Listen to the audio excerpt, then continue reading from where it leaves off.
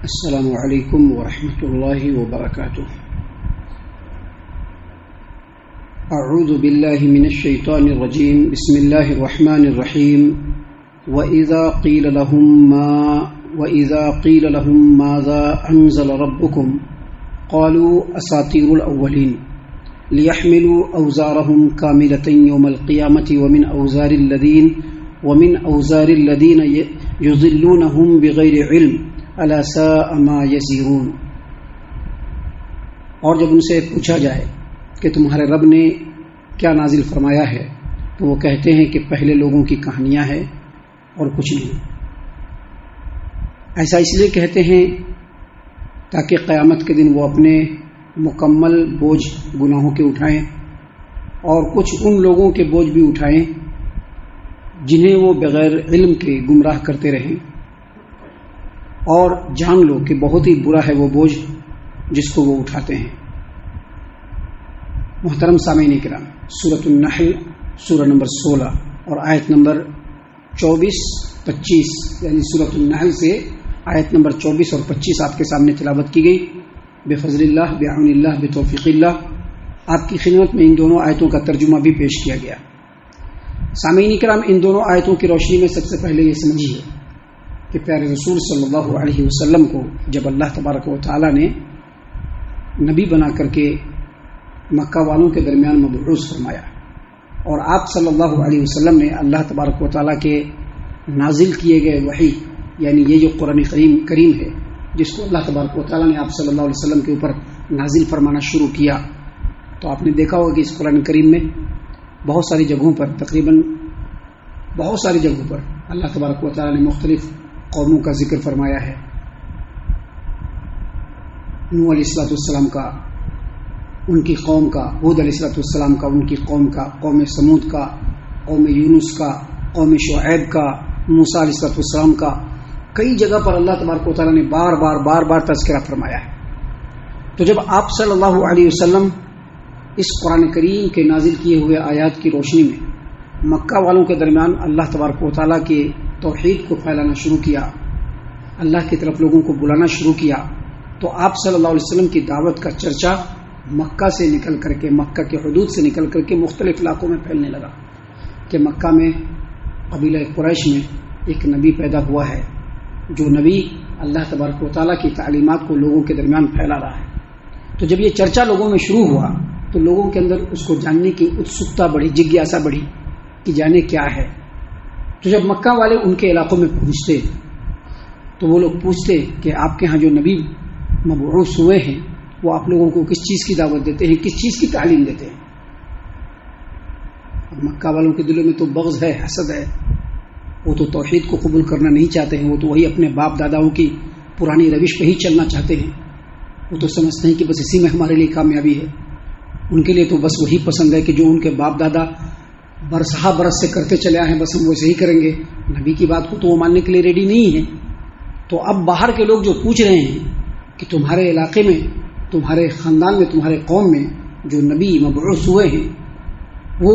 ان کی تعلیمات کیا ہے، وہ کیا دعوت دیتے ہیں، کیا بتلاتے ہیں؟ تو وہ لوگ کہتے ہیں کیا ابھی نہیں بتلاتے ہیں، بس وہی پرانے لوگوں کی قصے کہانیاں بتلاتے ہیں اور کچھ نیا نہیں بتلاتے ہیں، یہ سب ہم لوگ بہت پہلے سے سن کے ہیں۔ مقصد کیا ہوتا تھا؟ مقصد یہ ہوتا تھا کہ حق بات لوگوں تک نہیں پہنچے، لوگوں کو حق بات سے روک دیا جائے۔ اب اگر بتلا دیں گے کہ دیکھو یہ تعلیم دیتے ہیں، ایسا قرآن ہے کہ جس کو سننے کے لیے ہم لوگ خود بےتاب رہتے ہیں، ہم لوگ چھپ چھپ کر کے قرآن کریم نبی کا سننے کے لیے جاتے ہیں، ہم لوگوں کو بڑی کشش لگ رہی ہے، لیکن چونکہ ہمارے باپ دادا برسہ برس سے یہ کام کرتے آئے ہیں لہٰذا ہم لوگ اس کو چھوڑ نہیں سکتے، تو خالی سن لیتے ہیں، چھوڑ دیتے ہیں۔ ایسا کیوں کہتے ہیں؟ تاکہ یہ لوگ بھی نہیں آ جائیں، جیسا گمراہی میں ویسے ہی پڑے رہے۔ اللہ تبارک و تعالیٰ نے اس کے جواب میں کہا لِيَحْمِلُوا أَوْزَارَهُمْ كَامِلَةً يَوْمَ الْقِيَامَةِ۔ اے نبی صلی اللہ علیہ وسلم، یہ لوگ جو جا کر کے آپ کے بارے میں،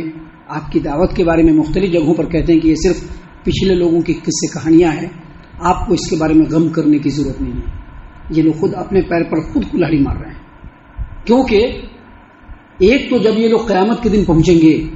تو جو یہ گناہ کر رہے ہیں کہ لوگوں کو گمراہ کر رہے ہیں اور گمراہی کے راستے پر چل رہے ہیں، قرآن کی آیات ان کے سامنے پڑھی جا رہی ہے، حق اور صحیح بات ان کو بتلایا جا رہا ہے، اس کے باوجود یہ اس کو نہیں مان رہے ہیں، تو ایک تو یہ سزا ان کو ملنے والی ہے کہ حق بات کو یہ لوگ نہیں مانے اور گمراہی کے راستے پر خود چل رہے ہیں، تو اس کی سزا مل کر کے ان کے گناہوں کا بوجھ ان کے پیٹھ پر ڈالا جائے گا، اور ان لوگوں کے بھی گناہوں کا بوجھ ان کے پیٹھ پر ڈالا جائے گا جن کو یہ لوگ حق بات سے روک رہے ہیں۔ ابھی ہوتا ہے، آپ دیکھیں گے ملکوں کے اندر، شہروں کے اندر، محلوں کے اندر، گاؤں کے اندر، بستیوں کے اندر اگر حق بات بیان کیا جائے تو مختلف لوگ روک لگاتے، نہیں وہ بات سننے نہیں جانا ہے، ان سے واسطہ نہیں رکھنا ہے، ان سے تعلق نہیں رکھنا ہے۔ بڑی تکلیف ہونے لگتی کہ کیسے قرآن و حدیث پر لوگ چلنے لگے، کیسے نبی کے بتائے ہوئے طریقے کے مطابق عمل کرنے لگے، بڑی تکلیف ہوتی ہے، اپنے لوگوں کو بھی تکلیف ہوتی ہے اور غیروں کو بھی تکلیف ہوتی ہے۔ اب جب ان کو تکلیف ہوتی ہے تو لوگوں پر روک لگاتے، جانے کی ضرورت نہیں، وہاں پر پہنچنے کی ضرورت نہیں، وہاں پر ہرگز نہیں۔ تو جو وہ خود گمراہی کے راستے پر چل رہے ہیں اس کا بھی بوجھ ان کے سر پہ پڑے گا، اور جو دوسروں کو ہدایت سے روک رہے ہیں اور ان کے ہدایت کے روکنے کی وجہ سے وہ لوگ جو گناہ کے راستے پر چل رہے ہیں ان کے بتائے وہ طریقے کے مطابق عمل کر رہے ہیں، یہ پاپ کی گٹھری بھی ان کو اٹھانی پڑے گی اور ان کے عذاب میں بھی کمی نہیں ہوگی۔ دیکھیے ایک حدیث ہے، ہم آپ کے سامنے پیش کر دیتے ہیں، بہت ہی غور اور گہرائی سے سن لیجیے گا۔ حدیث ہے صحیح مسلم کتاب العلم، حدیث نمبر 2674۔ نبی صلی اللہ علیہ وسلم نے فرمایا کہ جو شخص لوگوں کو ہدایت کی طرف بلاتا ہے، جو شخص لوگوں کو ہدایت کی طرف بلاتا ہے تو اس آدمی کو ان تمام لوگوں کے اجر کے مطابق اجر ملے گا جو ان کے دعوت دینے پر ہدایت کے راستے پر آ گئے۔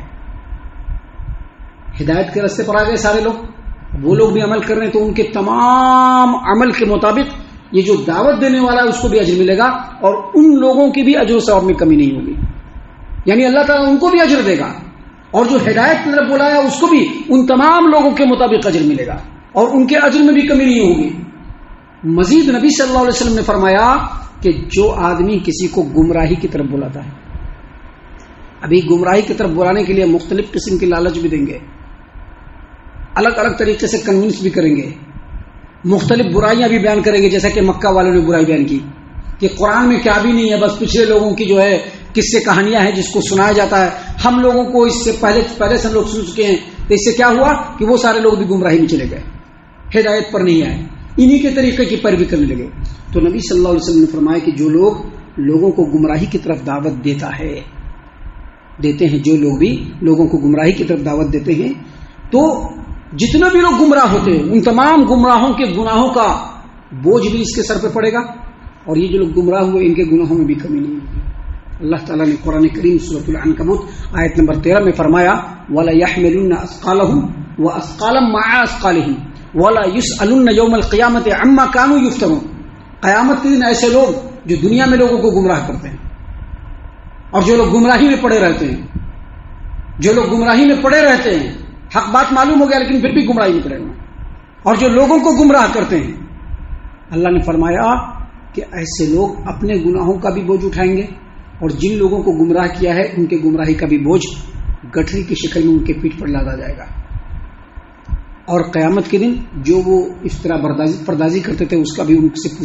پوچھ گچھ ہوگا کہ تم کو حق بات جب معلوم تھا پھر بھی تم نے لوگوں کو نہیں بتلایا۔ ابھی آپ دیکھیے علاقوں میں دیکھ لیجیے، آپ اپنے گھر کے لوگوں کو بھی روکا جاتا ہے،